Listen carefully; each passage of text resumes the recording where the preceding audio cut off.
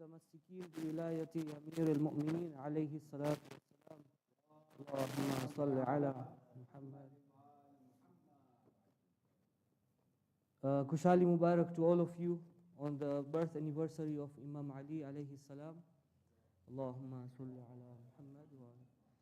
Today, inshallah, we are just going to look at a passage of the Holy Quran where there is a discussion between the munafiqeen and the mu'mineen. And it is something that is very, very important for us to realize right now, so that in the day of judgment, we know exactly. So some things Allah gives us in the Quran that are like secrets that are going to happen in the day of judgment. So if we would know it from now, then we can prepare for it. So that's why there are many verses in the Quran that, oh, I wish I would have done such and such a thing. For example, there is a verse, Ya waylata lam taku fulanan khalila.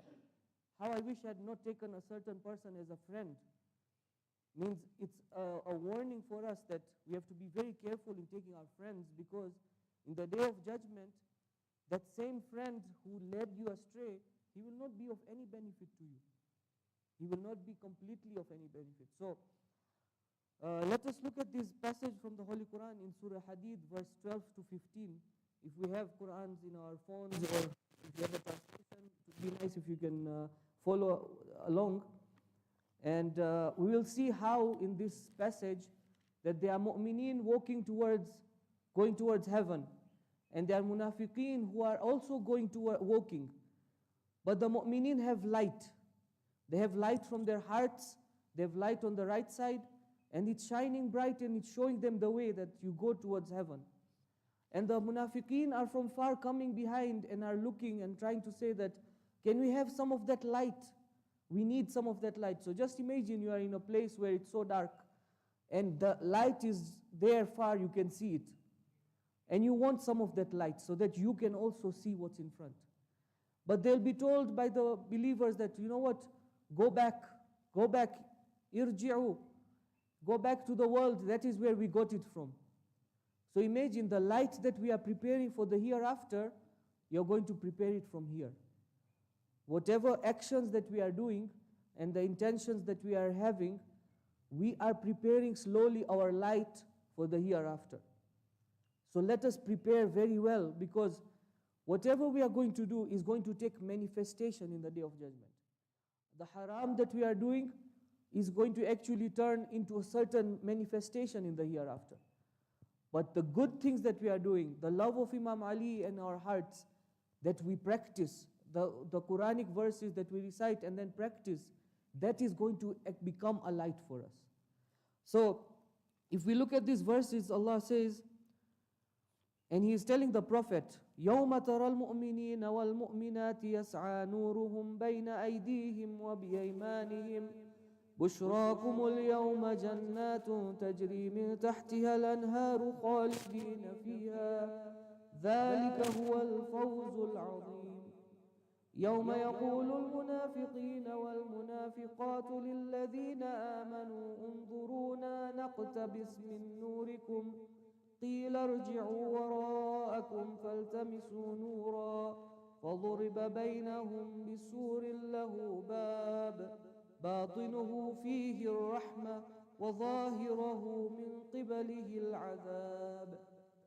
So the day the believers will have very significant light on their in front and on the right side. And mind you, all the believers won't have the same light. Some will have lights that are shining brighter. Obviously, those who have committed more sawab, those whose intentions were stronger, those who have given more in the way of Allah, those who have practiced upon what they preached, their lights are going to be more shinier and brighter and going towards Allah. So the hypocrites will be asking, can we get some of the light? Naqtabis, give us some. Like naqtabis means you take a part of light from a torch. Okay, give us something. It will not reduce your light. Give us that light. But they'll be told, go back. And then a wall will be erected between the believers and the munafiqeen. And that wall will be so big that now the disbelievers or the munafiqeen cannot go towards where the believers are going. And now there's a conversation that happens, that you know why you didn't get this light? You know why we cannot even give you this light? Because now the munafiqeen will shout, Alam nakun ma'akum, were we not with you? Were we not with you? That we were with you in this world, we were your friends, we were walking around together, we were coming to the mosque together, we were going places together. Were we not with you? And now why are you going in this side of the wall and we are in this side where the adhab is coming right behind us? Qalu bala, they'll say, yes, we were with you. We were all together. We were in the same maybe community, maybe even in the same family. وَلَكِنَّكُمْ فَتَنْتُمْ أَنفُسَكُمْ. Now this is where the message is for this, for us. Like in the day of judgment, if we want to be on this side of the wall, where we have our nur in our right side and right in front of us, heading towards Allah, and being given the glad tidings of the efforts that we have done in this world, then we need to know these things. There are 4 things that the believers tell the munafiqeen. 4 things which are very, very important. So the first one is what? Fatantum anfusakum. Fatantum anfusakum means what? You kept testing yourself in places where you are not supposed to test yourself. Allah's test was enough. Why do you keep testing yourself? What do I mean by this? Fatantum anfusakum means walking at the edge of a cliff. You know that you are going to slip very easily. You know, donkeys, they love walking at the edge of a cliff. They are walking at the edge completely, and they slip and they fall. And that is what happens. You kept putting yourselves in situations where your faith kept being tested. Sometimes we say, "Khobra apru jo apru iman ketlu strong che." Apre on ajai, no apre iman sar khurak su apre. You kept testing yourself, and what happens? So the problem is not that you kept testing yourself, but you kept failing in that test. Because, for example, you know, if you go to a fish market the first time, when you go to a fish market, you'll be repelled by the smell. But you'll see people inside there talking and laughing and enjoying the air there like it's, you know, the best feeling they're having in their life. Why? Because they've gotten used to so much that environment that now it doesn't make a difference to them. So the same way, when you keep testing yourself in those limits of Allah, you walk around the fence of Allah and keep overstepping it one day, second day, third day, then you realize that on this side of the fence is actually better and we are okay with it. Because the first time you commit a sin, it will be very difficult. You will feel guilty. You will not be able to even sleep maybe. But then you do it one more time, and the third time, and fourth time, and once you are in that, then it's like, you know, normal for you. Okay? Now look at Prophet Yusuf and Imam Ali's example. When Prophet Yusuf was given that test of Zulaykha, what did he do? Did he even try and say that, let me just, you know, maybe I'm not going to go to that haram extent, maybe let me just look at her. But what did he do? He ran. He ran to a locked door and Allah opened it. Look at Imam Ali. His brother Aqil is coming to him and telling him that, give me part of Baytul Mal. Now you are the leader. At least we are going to have a good life. At least our family is going to be fine. Just give me some. I need some for this reason. What does he do? He kept a piece of charcoal in his hand and he got burnt. Why? Imam Ali doesn't want to trespass those boundaries of Allah. He doesn't want to do fatantum anfusakum. Okay, he doesn't want to keep testing yourself, looking at things that are borderline haram, listening to things that are borderline haram, and then you easily fall. And then what is the next thing that happens?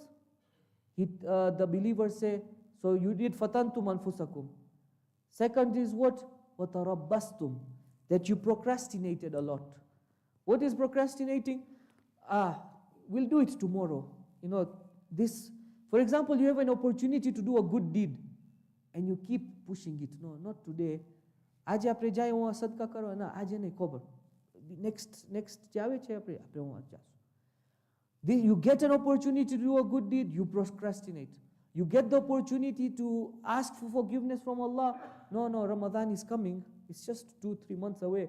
We're going to do proper istighfar. Let me just go to this one more party, or let me just go to this one more thing.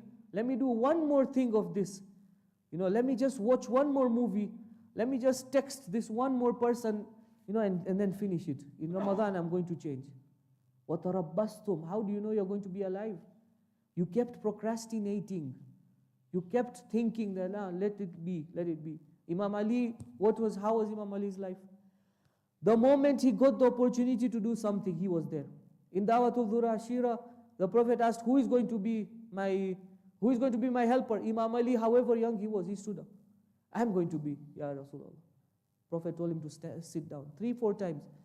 Everywhere you see Imam Ali is at the foremost.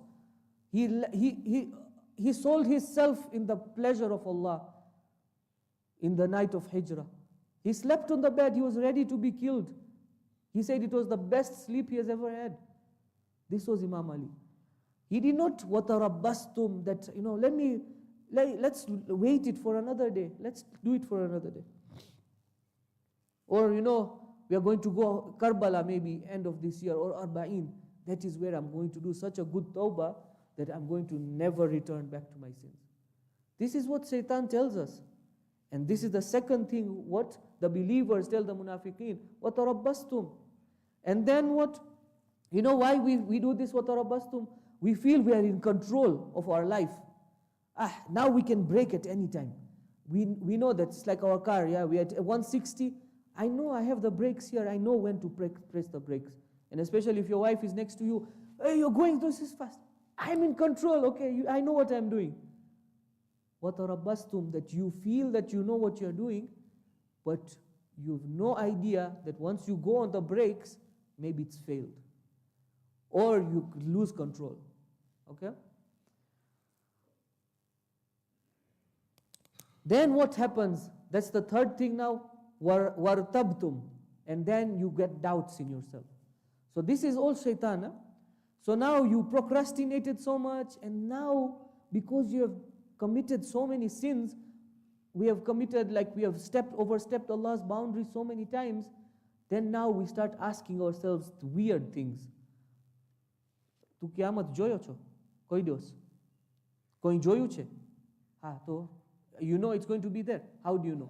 You know this is going to happen. How do you know? First of all, these hadiths, they are not even sahih. They are not even, look at the chain of narrators. Many of them are not even, people of taqwa. So don't leave this. These kind of people come out in the community. Start doubting about Allah. Oh, Allah exists. How do you know? You see Him. They keep on doubting, and now, until they feel that now there is no even Allah. This is how it actually spirals. That your iman becomes now, you don't even know Allah. Or you feel shock of small things. Namaz, actually, I think namaz should be done once a week. And namaz can be done even whilst walking. Why do you have to pray 5 times? These kind of doubts, weird doubts, they start coming. Why? Because you have, first of all, fatantum anfusakum a lot of times. Then you have watarabbastum, and now you are getting doubts. Wartabtum. Doubt after doubt. Now the desire for Allah and the greater things is gone. Now if you ask such a person, what do you want? That is why, look at what happened in Karbala. Umar ibn Sa'd and people, you think they knew Allah. Of course they knew who they are fighting against. But they had done so many of these fatantum and tarabbastum, and now they are even in doubt. Maybe let us at least, what we are going to get? We are going to get that land of Ray. I'm going to get governorship of Basra or whatever. That is easier for me. Those are my goals now. You talk to such a person and you realize all his goals are all materialistic. What do you want? I want, by 2030, I want to have built my house, and I have enough bank balance so my grandchildren can even eat. These are the kind of things they have. Nothing else. I want this car by the end of this. I want that, these are my goals. And you look at the goals, they are very babyish and childish. So, then what happens? وَغَرَّتْكُمُ الْأَمَانِيُّ. False hopes deceived you. Look at the world today, like things that are so baseless. You look at the Western world. People wake up at 3, 4 a.m. outside the Apple store to get the latest iPhone 17. They are worried about an iPhone 17 or a movie that has just come up, and they are in line waiting. Whilst they forget that the lines in the Day of Judgment are going to be so severe that you will then, that these lines that we are waiting for, these small things, we are waiting for example, such worldly things. We have sold ourselves for something so cheap. Imam Ali says, why do you sell yourself for something so cheap? Okay, sell yourself for the hereafter. You give yourself for Allah.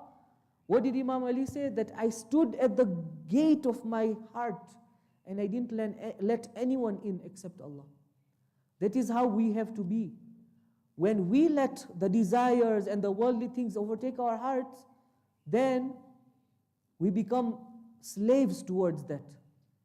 And we have taken out Allah from our picture. So we are ready to bow down and do ibadah to become a slave of, some people say that I want to be free.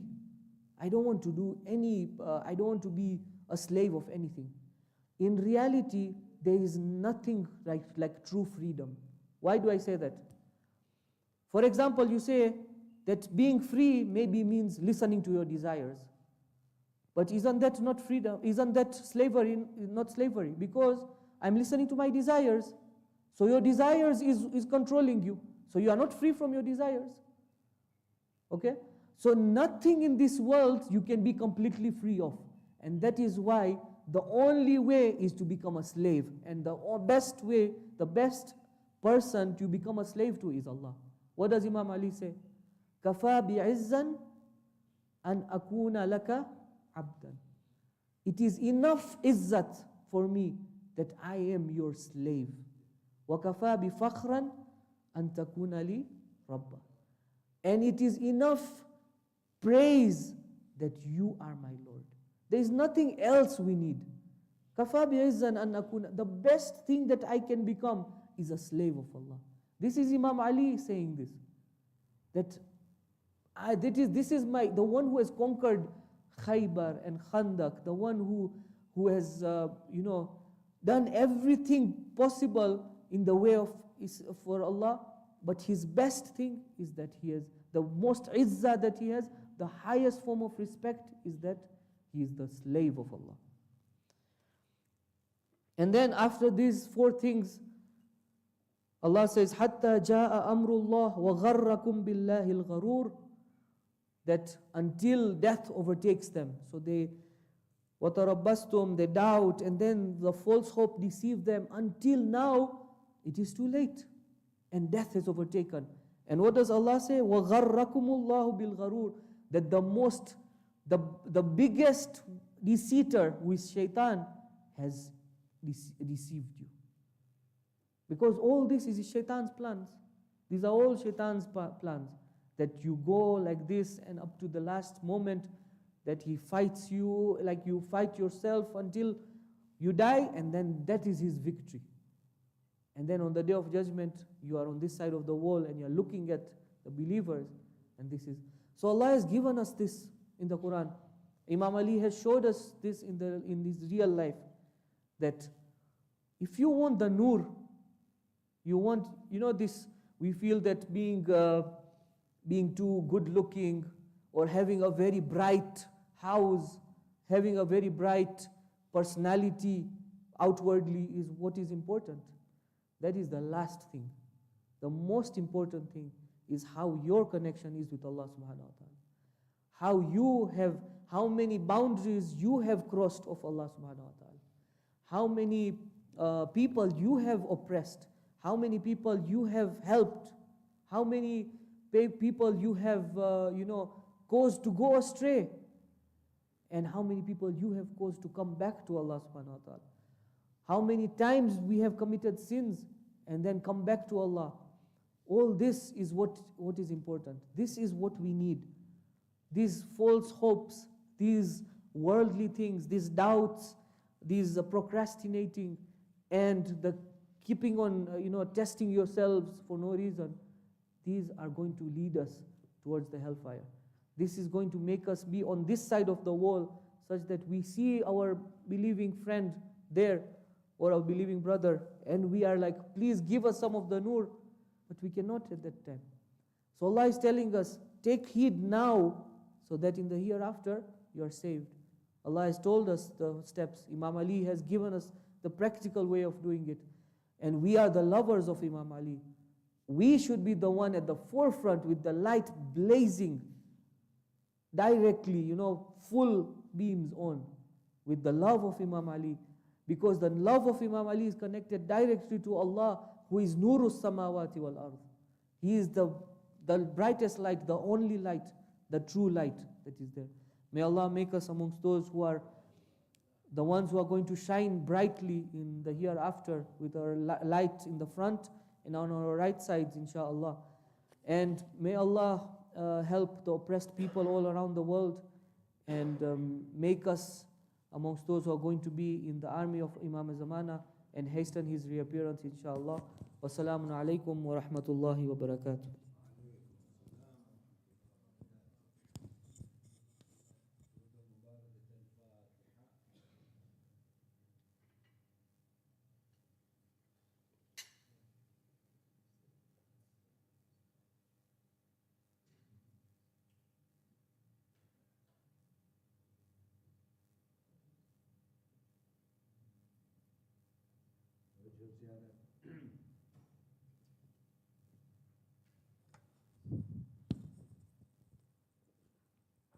Bismillahirrahmanirrahim.